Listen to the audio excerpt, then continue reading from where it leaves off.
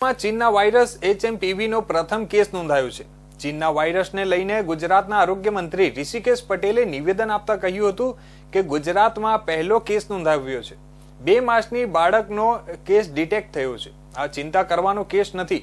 વાયરસની એન્ટિસિટી કેટલી છે એના આધારે ફોરેન ટુરિસ્ટ માટેની ગાઈડલાઈન નક્કી કરાશે।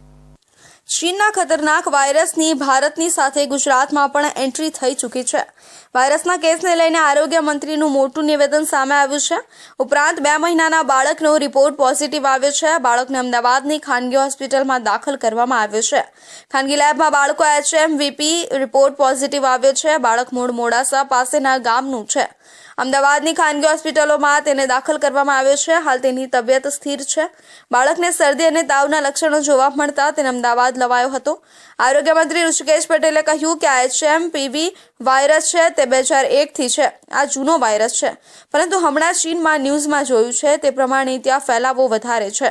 ડરવાની જરૂર નથી। કોવિડની અંદર જે પ્રકારના લક્ષણો હતા તેનાથી પણ હું માઇલ્ડ કહીશ। કેન્દ્રીય એજન્સીઓ દ્વારા જે ગાઈડલાઈન આવે તેને આપણે ફોલો કરીશું। હજી સુધી ગુજરાતમાં એક પણ કેસ નોંધાયો નથી। તકેદારીના ભાગરૂપે હોસ્પિટલની અંદર RT-PCRની સગવડ હતી, ત્યાં તેનું ટેસ્ટિંગ થાય તેવી વ્યવસ્થા આપણે ઊભી કરીશું। ભારતમાં પણ ચીનના આ વાયરસના કેસ સામે આવ્યા છે। ભારતમાં HMPV વાયરસના 3 કેસ સામે આવ્યા છે। 2 કર્ણાટકના છે, જ્યારે 1 કેસ ગુજરાતમાં સામે આવ્યો છે। કર્ણાટકમાં સામે આવ્યા 2 કેસ અને વાયરસના પહેલા પોઝિટિવ કેસ પછી ગુજરાત સરકાર એક્શનમાં આવી ગઈ છે। વિદેશથી આવનાર માટે HMPV ની એડવાઇઝરી જાહેર कराशे। कोविड के टाइम पे भी जो डूज एंड डोंट्स जो दिए गए थे उस हिसाब से ये संक्रमण जो फैलता है तो वो ऐसे छींकने से या हवा से, फिर बहुत सारे हाथ धोना है, किसी के संपर्क में जिसको भी हुआ है तो उससे नहीं आना है, वगैरह वगैरह जो भी है वो हमें उसका पालन करना है। SOPs और जो गाइडलाइन है क्या क्या करना है क्या क्या नहीं करना है वो राज्य सरकार की ओर से ये SOP भी जारी होगी, शायद आज ही हो जाएगी।